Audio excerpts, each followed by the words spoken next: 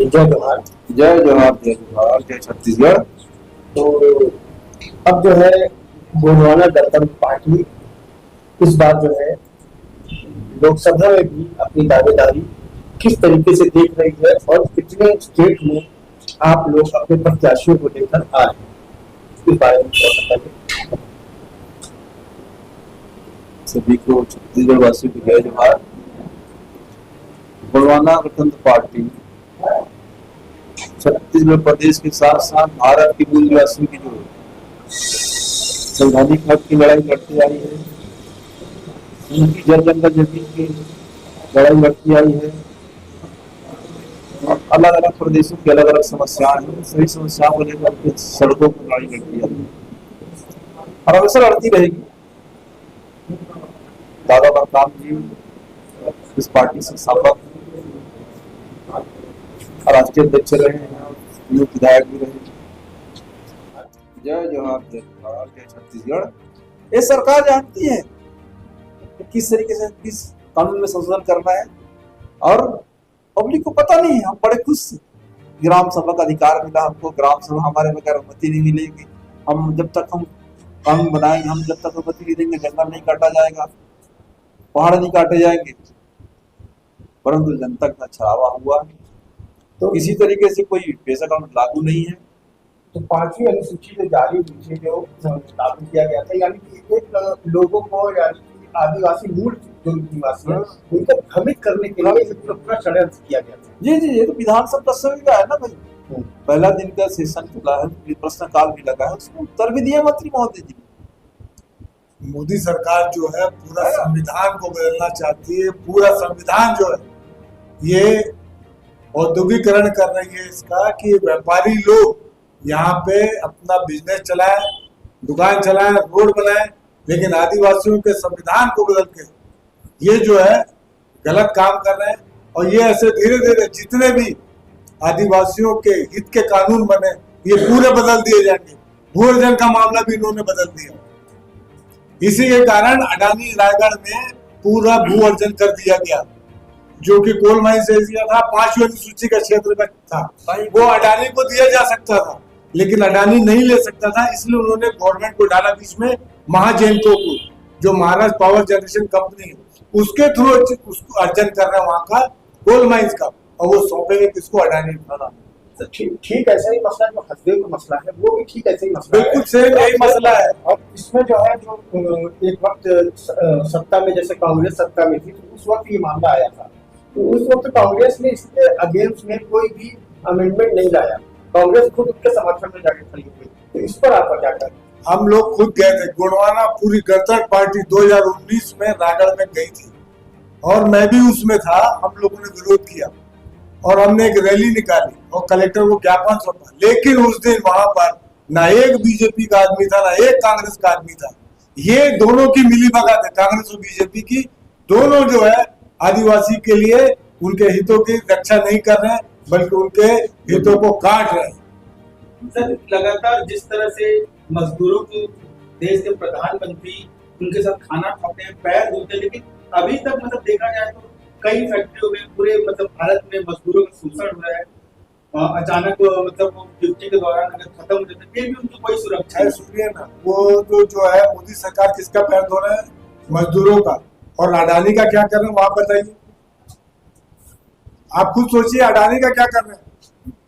यही मेरा सवाल है कि मतलब लगातार इस पर जो एक्सट्रीम मीडिया भले सवाल न करे, लेकिन एक मीडिया ऐसा भी है जो लगातार सवाल कर रहा है, लेकिन उधर से जवाब नहीं आता। तो मीडिया तो अपना दायित्व निभा रहा है, आधा मीडिया निभा रहा है, जो नेशनल चैनल है वो नहीं निभा रहे। आप जैसे लोग निभा रहे हैं, लेकिन बाकी लोग नहीं निभा रहे। नेशनल मीडिया का निभा रहा है। आज निभा रहा होता तो देश की स्थिति नहीं होती। आज इतना चंदा वसूली नहीं होता। 6500 करोड़ का वसूली कर लिया भाजपा ने, कैसे? फिरौती लेके, एक्सटॉर्शन करके। ये नहीं होता यदि मीडिया, नेशनल मीडिया सही होता तो। आज कहाँ पे स्थिति पहुंच गया। तो मीडिया एक हिसाब से चौथा स्तंभ है, मीडिया सवाल कर सकता है, लेकिन आप ये सोचिए कि जो बॉन्ड का जो सेक्शन था, ये जो है, ये कॉन्जियम जो बनाया गया, ये कॉलेजियम में सुप्रीम कोर्ट को पहले ही एक्शन लेना चाहिए था। इस बार जो है न्यायपालिका ने देरी कर दी थी, इसलिए न्यायपालिका की हो सकती है मीडिया की चुप कहाँ से हो गई? हम तो न्यायपालिका का शुक्रगुजार करेंगे कि उन्होंने लिया, नहीं तो कोई और यदि इनकी जगह सीजेआई होता वो तो ये निर्णय भी नहीं ले पाता, क्योंकि केंद्र का इतना दबाव रहता है सीजेआई पे भी, इनका भी प्रभाव है वहां पे सत्ता का, लेकिन उन्होंने लिया। हम चंद्रचूड़ जी को धन्यवाद देंगे जो उन्होंने डिसीजन लिया। परिचय। अजय चकोले, गोंडवाना गणतंत्र पार्टी। आज हमारे बीच में नहीं, फिर से दानाखर जनता ने मुझे अवसर दिया सेवा करने का। अब मैं 5 साल सेवा करूंगा जनता का। बस गोंडवाना गणतंत्र पार्टी पूरे छत्तीसगढ़ में चुनाव लड़ेगी, 11 सीट है छत्तीसगढ़ की। उसके साथ ही साथ गोंडवाना गणतंत्र पार्टी देश के 5 राज्यों में लोकसभा अपना प्रत्याशी उतारेगी। और गोंडवाना पार्टी पूरी दमखम से पूरी कार्यकर्ता जिसके पास जो संसाधन है, साइकिल, मोटरसाइकिल, कार, जो भी संसाधन है, अपने अपने घर से, जो दादा का फॉर्मूला था 21 जाओ 10 रुपया, पार्टी उसी चुनाव लड़ेगी। पार्टी के पास हमारा जो वोट बैंक है, जनता है, वही हमारा धन है, वही हमारी पूंजी है। और चुनाव जनता लड़ती है और जनता जीतती है। निश्चित तौर पर गोंडवाना गणतंत्र पार्टी पर लोगों ने भरोसा किया और लोगों का विश्वास बढ़ता इसलिए जा रहा है कि हम इनको काम सड़कों पर खड़े होकर के, जिसको कोई सुन नहीं रहे थे, जिसकी समस्या कोई सुनने वाली नहीं था, जिसके पास भी जाने वाली नहीं थी, समस्याएं दिनों दिन बढ़ते जा रही है। अच्छा, अभी की जो वर्तमान भारतीय जनता पार्टी की जो प्रदेश में सरकार है, अभी उन्होंने सर्व आदिवासी समाज और कई सारे मूल निवासी के जो संगठन हैं, उन संगठनों को बुलावा भेजा था कि आप हमसे बात करिए, वार्तालाप करिए। हम जो है बीच से एक मध्यस्थता करके जो मूल समस्या है उन समस्याओं का निपटारा करना चाहते हैं। तो क्या लगता है कि भाजपा के लिए सिर्फ लोकसभा को लेकर एक स्टंट है या वाकई में वो इस बात को सीरियस है? सर्ववादी समाज पूरी की पूरी यहाँ की मूल समस्याओं को लेकर आंदोलन करते हैं अपनी समस्या, परंतु जिस तरीके से पिछली सरकार ने सर्ववादी समाज को, बहुत सारे समाज को बुला करके जो पार्टी नए कांग्रेस पार्टी रही है कोई बुलावा दिया और समस्या जो भी तो बनी रही है। आज फिर से बीजेपी पार्टी के द्वारा सर्ववादी समाज को बुलाया जा रहा है, तमाम अन्य समाज को बुलाया जा रहा है, पूरे प्रदेश की जनप्रतिनिधि, पंचायत प्रतिनिधि को बुलाया जा रहा है, परंतु उससे समस्या हल नहीं हो रही। आज समस्या मूल रूप से यह है कि हम सोच पैदा नहीं कर पा रहे हैं लोगों का। गांव के विकास की जो धनराशि आती है इतनी नीमापोती भ्रष्टाचारी है, भवन बनते बनते दरार हो जाती है, सड़कें बनते बनते उखड़ने लग जाती है। जब तक के जनप्रतिनिधि उसके लिए अपनी जिम्मेदारी नहीं निभाएंगे, विकास नहीं होगा। और जनजाति समाज के साथ तो यहाँ अधिकांश जो मौजूद क्षेत्र है और जंगल पहाड़ के निवास तो गोंडवाना हमारी भी पीढ़ी है, मुंडे समाज जंगल भूमि पर, राजस्व भूमि पर पीढ़ी तो पीढ़ी से काबिज है, आजादी से पहले काबिज है, उसके बाद उनको जमीन का मालिकाना हक नहीं मिला। आज आदिवासी समाज या गोंडवाना पार्टी इसके लिए लड़ रही है और लड़ती रहेगी। गोंडवाना गणतंत्र पार्टी जो है वो लगातार मूल निवासियों की मूल समस्याओं को लेकर लगातार आंदोलन करती रही है, लेकिन वो आंदोलन जो है एक बस्तर संभाग तक में सीमित होकर रह जाता है। वो जो उनकी जो आवाज है वो राजधानी तक या दिल्ली तक क्यों नहीं पहुंच रही है, इसके लिए गोंडवाना गणतंत्र पार्टी क्या तैयारी कर रही है? निश्चित तौर पर उनकी आवाज को छत्तीसगढ़ की राजधानी रायपुर विधानसभा पहुंचाने के लिए गोंडवाना पार्टी बनाई गई और दिल्ली तक पहुंचाने के लिए भी गोंडवाना पार्टी बनाई गई। और निश्चित तौर पर आज जनता ने जो आशीर्वाद दिया है तो हम सदन पर आवाज उठाएंगे। हम तो पहले प्रतिनिधि हैं, न तो हमारे आगे हैं पीछे, परंतु हम समझ गए हैं आवाज कैसे उठानी, आंदोलन कैसे करना है। हम सदन पे भी आवाज उठाएंगे और सड़क पे भी आवाज उठाएंगे। निश्चित तौर पर हमारी आवाज आज आगे बढ़ रही है, कारवां आगे बढ़ रहा है, हमारा संगठन बढ़ रहा है और हमारी समस्याएं भी, हम लोगों की समस्याओं को भी हम लोग हल कर रहे हैं। अच्छा, आपके जो पार्टी के जो आधार स्तंभ माने गए हैं, दादा स्वर्गीय दादा हीरा सिंह नड्डा, उनमें एक सेवा भाव का जो जज्बा था ना, क्या आपको नहीं लगता उनके जाने के बाद पार्टी थोड़ा सा इस चीज की कमी महसूस कर रही है कि वैसा जज्बा भी पैदा होगा? निश्चित रूप से दादा हीरा सिंह नड्डा उनके जो अनुयायी थे वो मसीहा थे, उनके भगवान, और उन किसी के भी मसीहा किसी भगवान उनके पीछे चले जाए तो निश्चित रूप से वो फिर से उनको फिर से उस धारा पिलाने के लिए, उनको फिर से दिलाने के लिए लगातार, और जो कभी उनको लगा जनता ने करके दिखाया और विजय श्री भी दिलाया। इस संगठन की शक्ति है, संगठन की ताकत है, जीत जनता की जीत है। और यदि उनको लगता कमी तो आज उतना बड़ा आशीर्वाद नहीं देता। ऐसा कोई कमी नहीं है कि दादा मरकाम आज लोगों के दिलों पर है। दादा मरकाम जहाँ जहाँ गए वहाँ की पानी, वहाँ की माटी, वहाँ की हवा पर दादा मरकाम जी है। इसलिए कहीं कोई कमी नहीं लगती है और इसीलिए जनता ने मुझे आशीर्वाद दिया।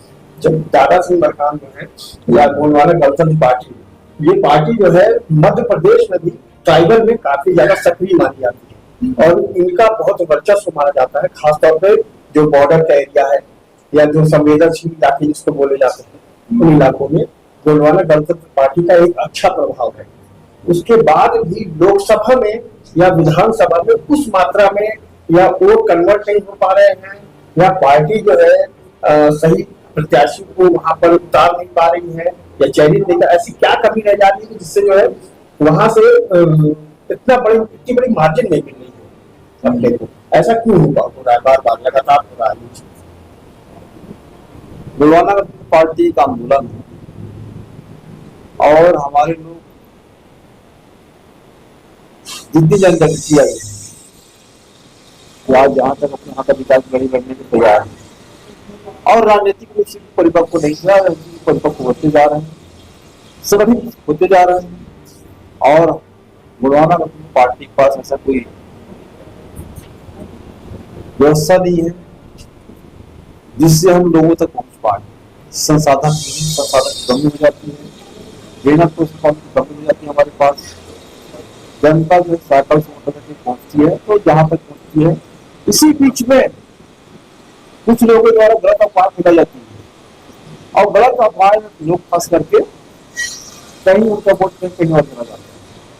तो हमें रोकने के लिए विपक्षी पार्टी द्वारा कुछ ऐसे अफवाहें फैलाई जाती है कि टूट जाए बिखर जाए, तो निश्चित रूप से हम लोग वहां तक पहुंचाने के लिए गोंडवाना पार्टी प्रत्येक बूथ पर अपना 10-10 कार्यकर्ता मात्र शक्ति जिनको प्रशिक्षण दिया जा रहा है। गोंडवाना पार्टी कभी भी किसी पार्टी के साथ समझौता नहीं की है। यदि समझौता करेगी वो तो खुल के पहले से तय रहेगा। उसके साथ साथ जो हमारे बारे में गलत फैलाई थी उससे भी बाहर रहने की हमने निवेदन कर रहे हैं। अभी आने वाले समय प्रशिक्षण की कमी है, निश्चित रूप से प्रशिक्षित किया जाएगा और संगठित किया जा रहा है। तो अभी देश में जो हालात चल रहे हैं, जिस तरीके के हालात है, खासतौर पर नफरत की जिस तरीके से आज आग बोई जा रही है और इसका दुष्प्रभाव जो है वो अल्पसंख्यक के साथ साथ अपने मूल निवासी जो है वहां पर भी बहुत ज्यादा इसका समस्या जो आघात होता है। तो इससे निपटने के लिए आप लोग क्या तैयारी कर रहे हैं?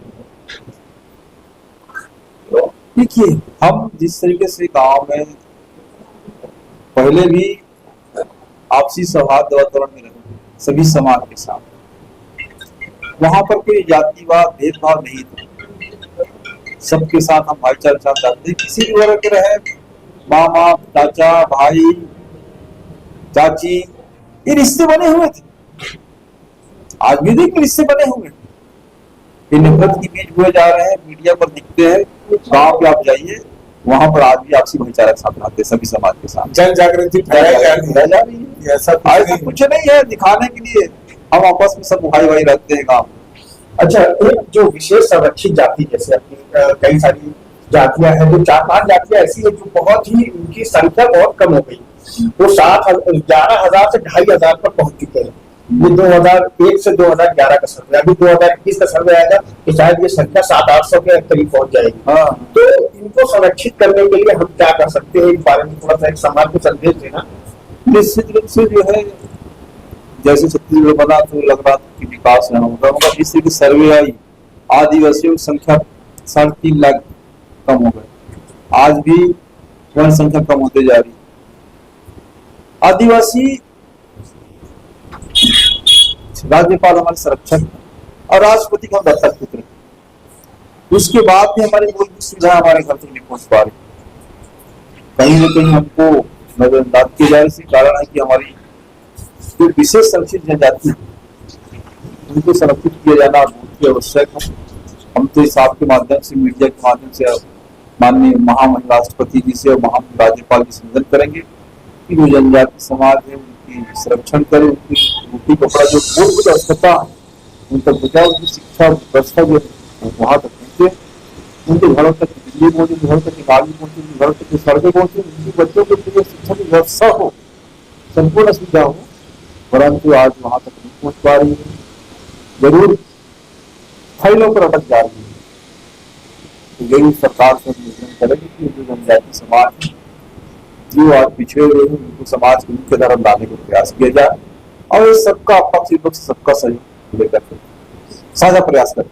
अभी लोकसभा में आप लोग आ रहे हैं, एकदम मजबूत दावेदारी के साथ कर रहे हैं, तो आप अपने सभी देशवासियों को या जहाँ भी आप उतरेंगे, जहाँ भी आपकी पार्टी है, जहाँ पे नहीं है, तो वहाँ पे लोगों के लिए एक सकारात्मक संदेश क्या देना चाहेंगे आप?